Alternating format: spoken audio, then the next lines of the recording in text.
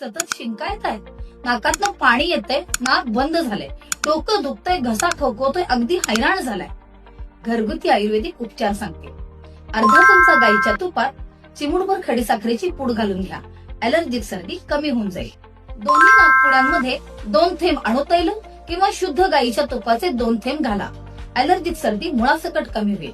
गरम पाण्यात 1 चमचा ओवा आणि 4-5 निलगिरीचे थेंब घालून दिवसातून 2दा वाफ घ्या. दोन्ही नाकपुड्या मोकळ्या होतील. तुळस आणि आल्याचा काढा दिवसातून एकदा नक्की घ्या. चिमूटभर सुक्या खोबऱ्याची पूड आणि काळ्या मिऱ्याची पूड अर्धा चमचा मधाबरोबर घ्या.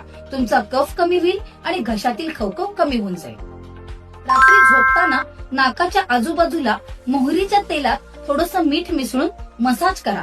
दोन्ही नाकपुड्या रिकाम्या होतील आणि नाकातील सर्दी कमी होऊन जाईल. नक्की करून बघा. धन्यवाद.